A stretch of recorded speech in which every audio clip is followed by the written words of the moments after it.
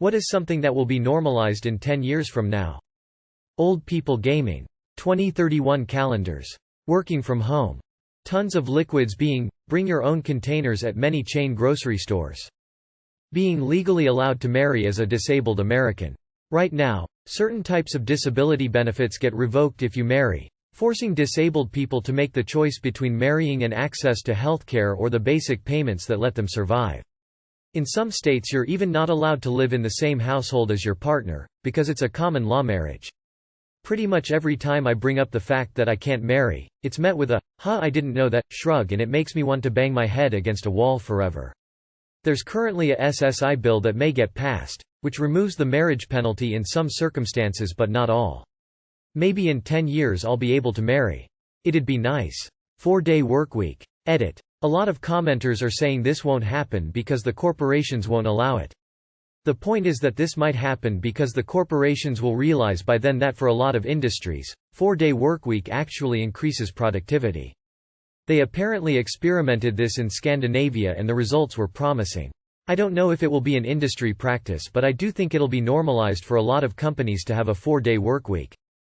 Something that dawned on me a few years ago is that we're not too far off from having an entire generation where many will have never had their fingers be burned by a light bulb.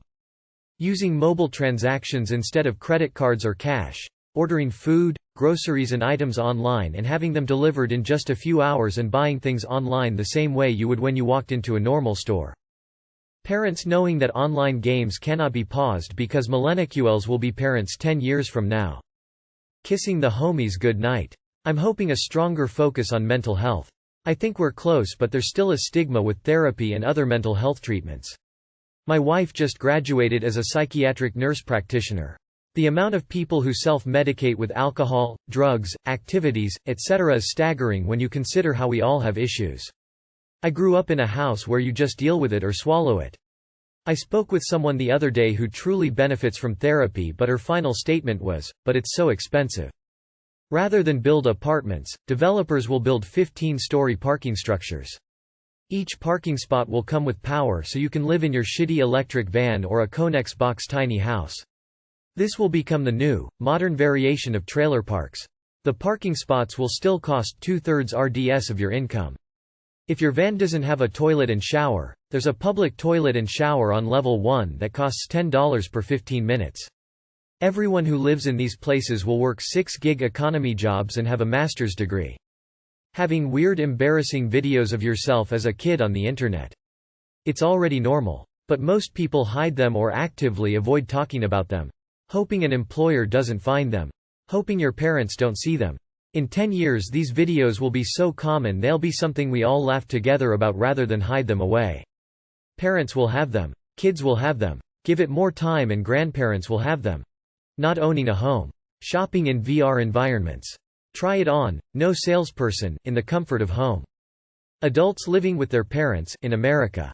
Weed. I'm trying to manifest 4-day workweeks. Homes being the family home and passed down from generation to generation. That we completely fucked ourselves and the planet. Edit. I'm a biologist that sees firsthand what we're doing on multiple continents. We're fucked, and anyone that thinks we aren't are clueless. What's a nerd debate that will never end?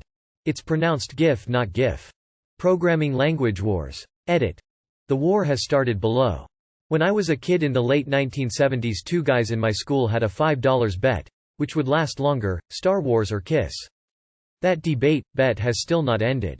Not sure if anyone said it, but I can't stand the "well Goku could beat, insert character" debates. Kirk versus Picard.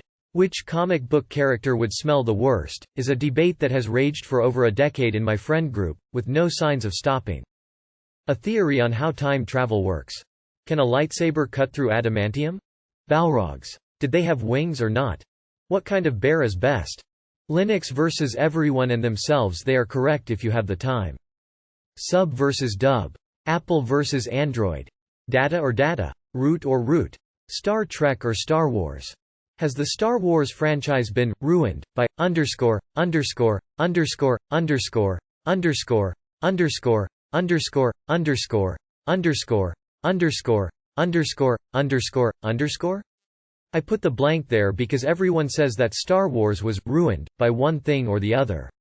It's not directed to any single person, event. Some fans say it was the special editions.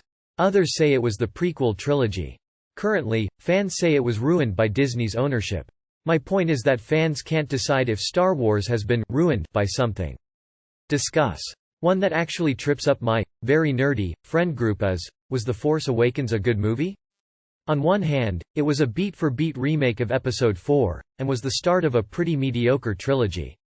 On the other, it was a reasonably competent remake and hit a lot of the good notes that the prequel trilogy was lacking. DC vs. Marvel. Rabbit season vs. duck season. The definition of nerd. For example, many of these are geek debates, not nerd debates. Edit. Apparently it's still up for debate. Lol. I always thought of nerds as smart people with a wealth of knowledge, STEM folks etc.